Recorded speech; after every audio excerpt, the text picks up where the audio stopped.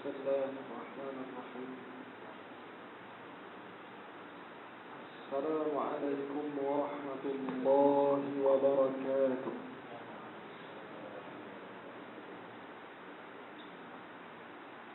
الحمد لله الواحد القهار العزيز الغفار مقدر الأقدار مصرف الأمور مكور الليل على النهار تبصرة لأولي القلوب والأبصار. ونصلي ونسلم على هذا النبي الكريم سيدنا وحبيبنا ومولانا محمد الأمين. اللهم صل على سيدنا محمد وعلى آله وصحبه أجمعين. أما بعد. Yang segala al-fadil Tuan Imam, Tuan Pengurusi dan seluruh saf kepimpinan dan kuasa Surau Jumaat As-Sabirin, tuan-tuan guru, para alim ulama, para haji, para hajjah, sidang hadirin muslimin muslimat, mudah-mudahan semuanya dirahmati Allah. Alhamdulillah, setinggi kesyukuran kita rafa'kan ke hadrat Allah Subhanahu wa ta'ala, kerana Allah Subhanahu wa ta'ala masih lagi memberikan kepada kita limpahan rahmat serta pimpinan hidayah untuk terus kita bertandang mengimarahkan baitun min buyutillah, mengimarahkan rumah Allah Subhanahu wa ta'ala. Imam Ibn Atha'illah As-Sakandari di dalam karyanya yang masyhur Kitab Hikam, Imam Ibn Atha'illah menyebutkan, man lam yashkuri ni'am faqad ta'arrada li zawaliha. Kata Imam Ibn Atha'illah As-Sakandari, barang siapa yang tidak mensyukuri akan nikmat Allah, apa juga nikmat iman, Islam, kesihatan, kekuatan, segar bugar pada fizikal dan tubuh badan, apa juga nikmat yang dianugerahkan oleh Allah, maka bagi sesiapa yang tidak mensyukurinya, yaitu tidak menjadikan nikmat itu sebagai asbab untuk dia mendekatkan diri kepada Allah Subhanahu wa ta'ala, sepatutnya nikmat itu dimanfaatkan untuk mengerjakan ibadah, memperteguhkan ubudiyah kepada Allah, tetapi dia tidak mensyukurinya, faqad ta'arrada li zawaliha, maka orang seperti ini, kata Imam Ibn Atha'illah, dia sedang berusaha untuk menghilangkan nikmat tersebut pada dirinya. Sesiapa yang tidak berusaha mensyukuri nikmat Allah dengan ibadah, bererti dia sedang berusaha untuk mengikis dan untuk menyisihkan nikmat tersebut, menghilangkan nikmat yang Allah kurniakan kepada dia. Justru hadirin sekalian, moga-moga kehadiran kita ini mudah-mudahan dinilai sebagai amal saleh, menjadi suatu amal yang diangkat dan diterima di sisi Allah. Dan mudah-mudahan hadirin sekalian, amal kita ini merupakan manifestasi kesyukuran kita terhadap limpah anugerah nikmat yang Allah berikan kepada kita. Mudah-mudahan di lembaran bulan Muharram 1442 Hijriah ini kita makin dekat dan hampir di sisi Allah Subhanahu wa taala, insya-Allah. Hadirin mukminin rahimakumullah, di dalam sepotong hadis ini hadis yang sahih riwayat Al-Bukhari, hadis yang dibawa dan didatangkan oleh Sayyidina Anas bin Malik radhiyallahu anhu wa ardhah. Kata Anas bin Malik, marra bil janazah fa usniya 'alayha khaira فقال النبي صلى الله عليه وسلم وجبا وجبا وجبا ومر بالجنازة فأثني عليها شرا فقال النبي صلى الله عليه وسلم وجبا وجبا وجبا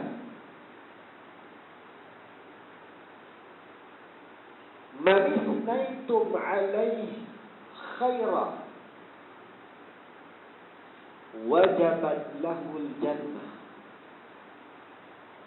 ومن اثنيتم عليها شرا وجبت له النار أنتم شهداء الله في الأرض أو كما قال. Hadis sahih riwayat Al-Bukhari. Suatu ketika, kata Anas bin Malik, saat Nabi SAW sedang berkumpul bersama sekalian para sahabat radhiyallahu alaihim ajma'in. Ketika mereka sedang berkumpul itu, marra bil janazah, lalu satu jenazah di hadapan perkumpulan Rasulullah dan para sahabat. Bila jenazah itu lalu, spontan keluar dari mulut sahabat, dari mulut rakan taulan dan masyarakat di kawasan itu, fa'usliya 'alaiha khaira. Mereka bercakap-cakap akan kebaikan, jasa, bahkan betapa sulh, betapa baiknya si mati ini. Nabi SAW yang mendengar suara-suara yang meniti di bibir para sahabat ini, sekalipun tidaklah dilafaz secara nyaring, dia diungkap di bibir para sahabat. Nabi SAW menekuni ucapan mereka. Nabi Muhammad SAW dengar, dan Nabi SAW respon apa yang sedang mereka bicarakan itu. Nabi SAW menyebut wajaban, wajaban, wajaban. Nabi SAW ulang 3 kali. Nabi kata, wajiblah atas jenazah ini, wajib atas jenazah ini, wajib atas jenazah ini. Wajib apa? Belum tahu lagi. Nabi SAW hanya kata wajib atas jenazah, wajib atas jenazah, wajib atas jenazah ini. Hadirin rahimakumullah, kata Anas bin Malik, selang beberapa ketika berlalu satu detik masa yang cepat, tiba-tiba wa marra bil janazah, lalu satu jenazah yang lain. Jenazah ini lalu di hadapan baginda dan para sahabat ridwanullah alaihim ajma'in. Bila jenazah yang kedua ini melintas, suasana jadi berbeza. Keadaan tak sama seperti mana lalunya jenazah yang pertama.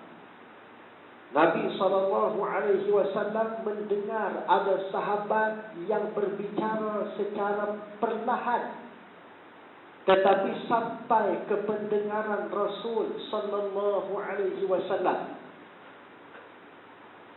Iaitulah mereka ini fa'usniya 'alaiha syarra. Bukan mereka sengaja nak mencemuh ataupun nak mencela, tetapi spontan keluar di bibir-bibir mereka. Mereka berasa lega di atas kematian individu ini. Mereka rasa suatu kelegaan dalam kehidupan mereka sebab si fulan ini dia sudah meninggal dunia. Perasaan itu lahir, ucapan itu terkeluar, memandangkan jenazah ataupun si fulan ini dia banyak melakukan penindasan, kezaliman, penginayaan sesama makhluk di atas muka bumi. Bila dia meninggal dunia, sahabat, masyarakat yang ada di situ, mereka rasa suatu kerehatan dan kelegaan. Kata Nabi SAW, wajaban, wajaban, wajaban. Jenazah yang kedua ini juga, kata Nabi SAW, wajib ke atas dia, wajib ke atas dia, wajib ke atas dia. Dalam riwayat, Sayyidina Umar Al-Khattab heran dan pelik. Kenapakah situasi yang berbeza? Maknanya jenazah yang pertama situasinya berbeza dengan jenazah yang kedua. Respon masyarakat tak sama. Tetapi macam mana jawapan Nabi SAW sama? Dua-dua istilah yang sama. Walhal situasi jenazah dan respon sahabat berbeza. Nabi hanya kata wajib atas jenazah, wajib atas jenazah, wajib atas jenazah. Sayyidina Umar tanya, bagaimana ucapan ini sama ya Rasulullah? Kenapa kamu berkata ucapan sedemikian? Lalu jawab Nabi SAW, man isnaitum 'alaiha khaira wajaban lahul jannah, wa man isnaitum 'alaiha syarra wajaban lahun nar. Kata Nabi SAW, jenazah pertama yang lalu dan lintas kita tadi, jenazah ini kamu semua memuji, kamu semua seronok dengan kebaikan dia di atas muka bumi dulu. Kamu memuji akan kebaikan dia terhadap kamu. Kamu berinteraksi dengan dia, kamu bergaul, muamalah. Apa sahaja tindakan yang kamu buat dengan dia, tindakan yang semuanya bersifat islah dan begitu harmoni. Kata Nabi SAW, wajabat lahul jannah. Maka wajiblah atas jenazah ini syurga Allah Subhanahu wa ta'ala. Kata Nabi SAW, wa man isnaitum 'alaiha syarra Akan tetapi jenazah yang kedua ini menzalimi, menyakiti, menginaya kamu. Maka kata Nabi SAW, wajabat lahun nar. Jenazah ini dihumbat ke neraka.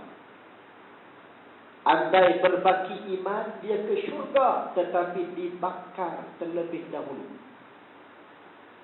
Hujung hadis ni hadirin sekalian, apa yang kita nak tekankan, apa yang kita nak bagi satu fokus dan penekanan di bahagian akhir hadis ni, Nabi kata antum syuhada'ullahu fil ardi. Kata Nabi SAW, kamu semua kalangan orang beriman adalah merupakan saksi-saksi Allah di atas muka bumi. Hujung hadis tu yang penting tu. Kamu semua orang beriman adalah merupakan saksi-saksi Allah di atas muka bumi. Orang beriman berupaya memberikan syahidan, witness dan saksi sesama manusia. Mereka adalah saksi-saksi Allah. Hadirin yang dirahmati Allah Subhanahu wa ta'ala. Maka kerana itu beruntunglah bagi mereka yang telah kembali kepada Allah Subhanahu wa ta'ala dalam keadaan di saat dia berpisah dengan ruh dia. Di ketika mana dia berpindah ke alam lain, maka saksi-saksi Allah, yakni kalangan orang yang beriman, memberikan kesaksian baik kepada diri dia. Amat malang bagi manusia apabila dia kembali bertemu dengan Allah Subhanahu wa ta'ala. Yang mengiringi kematian dia ialah saksi-saksi yang memberikan kesaksian yang tidak baik di atas keingkaran dia, di atas perlanggaran hukum Allah dan syariat Allah yang dilakukan oleh dia ketika berada di atas muka bumi dulu. Tuan-tuan yang dirahmati Allah, kalaulah orang ni atas hidup dia zalimi orang, dia penanya orang, dia sebar fitnah, walhal benda belum pasti. Dalam kaedah perundangan Islam, al-aslu bara'atu zimmah, seseorang itu kita tidak boleh war-warkan dia seolah-olah dia sudah bersalah, walhal belum dibicarakan dan belum diputuskan dia sudah bersalah. Tetapi masyarakat hari ini dia sebar berita-berita begitu. Dia sebar di pelbagai medsos, di media sosial dengan tujuan untuk aibkan orang yang tertuduh. Dia lakukan pelbagai lagi perkara-perkara yang menyebabkan murka Allah, menyakiti dengan sengaja hati sesama makhluk. Orang begini hadirin sekalian, bila tak clear hubungan dia sesama orang beriman, bahkan sesama Islam, bila kita kata nikmat tu orang hujung taman tu, orang hujung kampung tu baru meninggal petang tadi. Oh, mak kata, oh yang tu ke, sekian-sekian individu tu ke. Dia tu patut dia tu 10 tahun dulu lah mati. Oh, dia jenis tak puas hati macam tu. Dia boleh komen macam tu. Komen-komen begini cukup bahaya. Diambil kira kesaksian-kesaksian seperti itu, apa yang disebut oleh masyarakat, ia menjadi saksi di atas apa yang dilakukan oleh individu tersebut. Hadirin sekalian, orang yang jahat atas muka bumi, nescaya kejahatannya itu ada saksi-saksi yang menyaksikan kejahatan itu, ataupun ia dianggap satu perkara yang kekal sampai bila-bila. Buktinya hadirin sekalian, dalam paparan sirah nabawiyah, orang yang jahat menentang ajaran Rasulullah ialah Abu Lahab. Abu Lahab, orang yang jahat, sehingga apabila tuan-tuan membaca tabbat yada abi lahabin wa tabb, hadirin sekalian, bukan sekadar manusia di zaman Rasulullah menjadi saksi atas kejahatan, maknanya kejelekan Abu Lahab ini, bahkan seluruh manusia di atas alam ini, sehinggalah hari kiamat menjadi saksi Abu Lahab, manusia yang dilaknat Allah Jalla wa'ala. Sebab itulah turun ayat Quran suratul Masad. Ayat yang pertama itu tabbat yada. Tabbat kalau terjemahan dalam tafsir Nurul Ihsan, celaka. Celakalah kedua tangan Abu Lahab. Kemudian Allah ulang di hujungnya watab dengan qalqalah kubra. Celakalah dua tangan Abu Lahab, watab dan celaka. Itu terjemahannya dua kali. Nak sebut jahat sungguh Abu Lahab. Manusia, orang beriman jadi saksi di atas laknat Allah pada Abu Lahab. Manusia jahat sampai Allah Jalla wa'ala turunkan peringatan menerusi ayat Quran pada Abu Lahab. Sama dengan ayat 3 suratul Ma'un. Semua tuan-tuan hafaz. Wala yahuddu ala ta'amil miskin. Kata Allah Subhanahu wa ta'ala, ada kalangan manusia yang tak suka dengan orang-orang miskin, anak-anak yatim. Dia benci dengan kalangan fuqara dan masakin.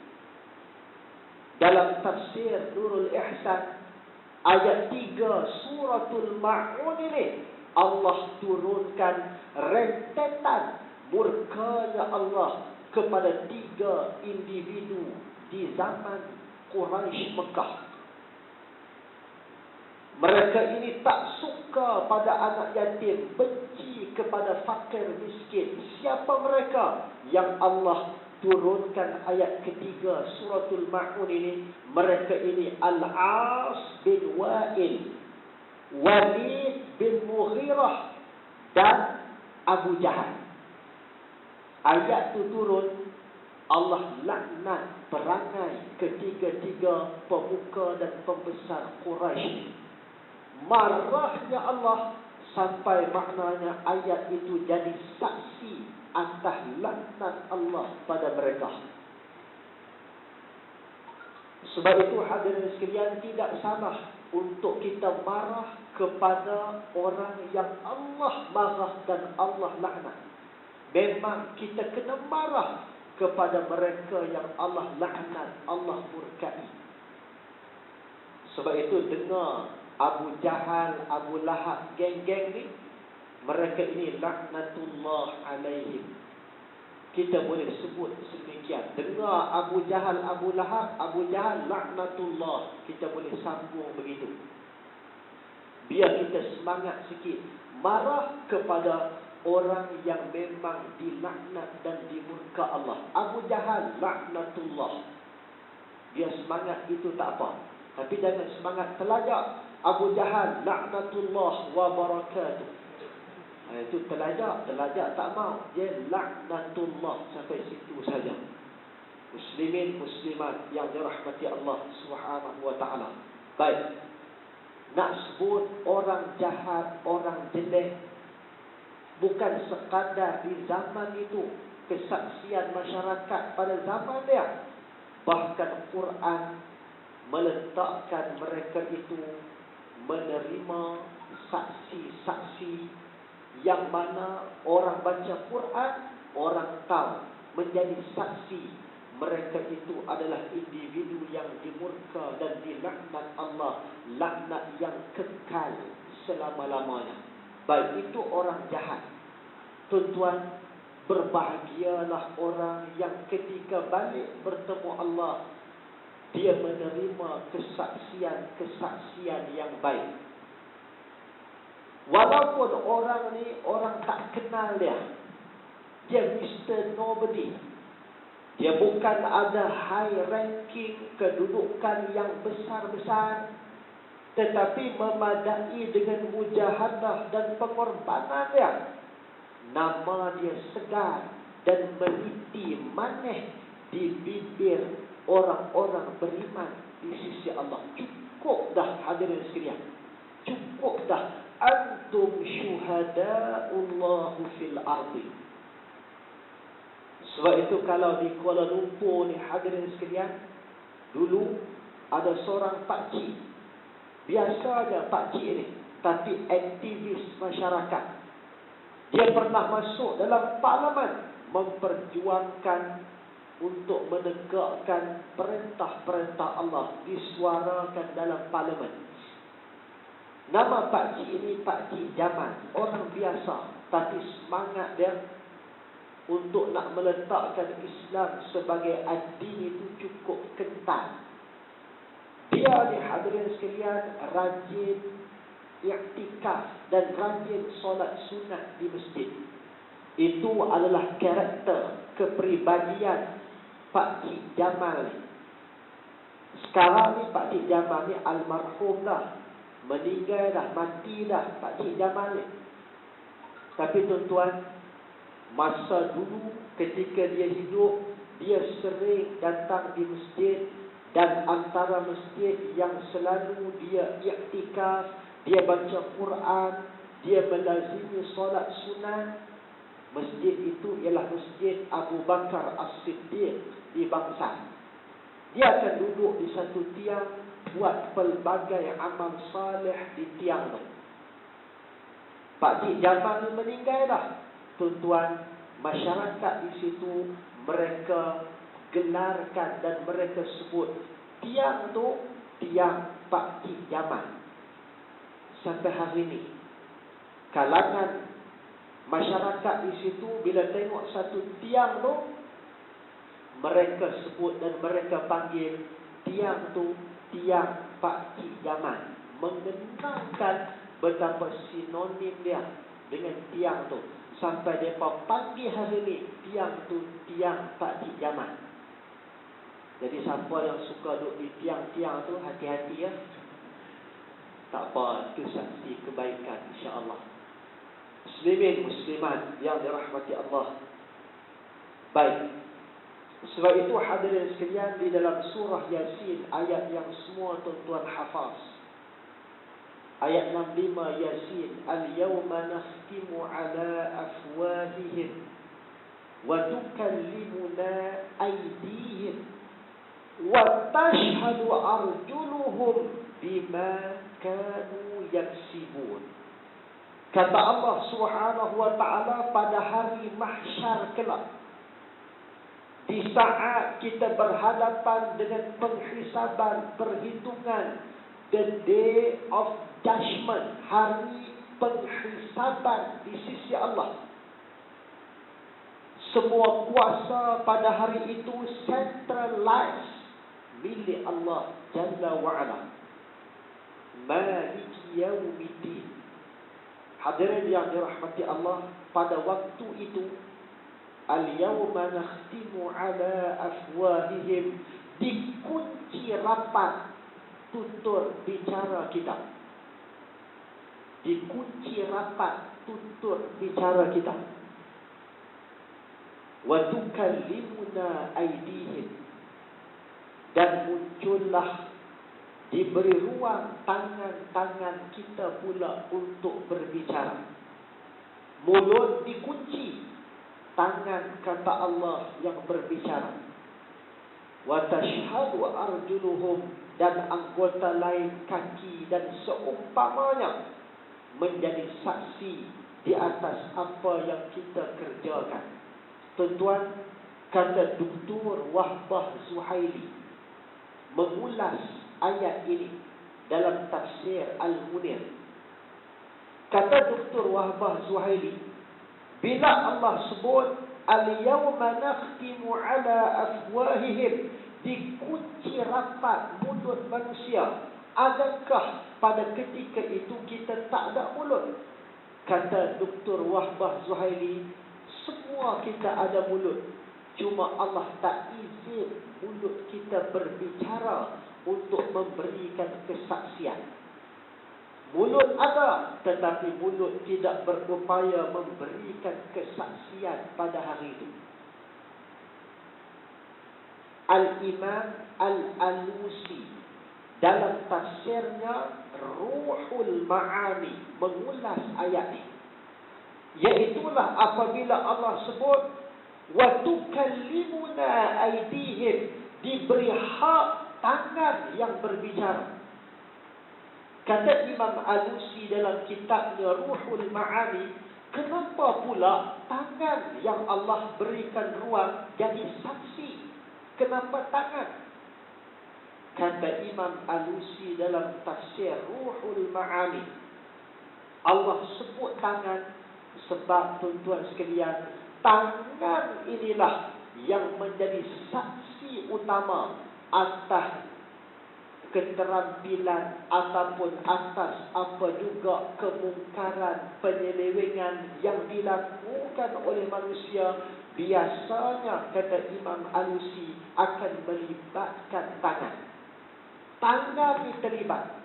Kalau tangan ni rajin sedekah, infak, zakat, wakaf, tangan ni jadi saksi. Sebab hadirin sekalian, bayar zakat secara maknanya dengan kaedah jumpa amil atau online, dua-dua guna tangan. Maka tangan jadi saksi. Hadirin yang dirahmati Allah Subhanahu wa taala, justru dalam kehidupan yang berbaki ini, banyakkanlah saksi-saksi baik dalam kehidupan kita. Dengan amal salih, moga-moga hadirin sekalian akan banyak saksi-saksi baik.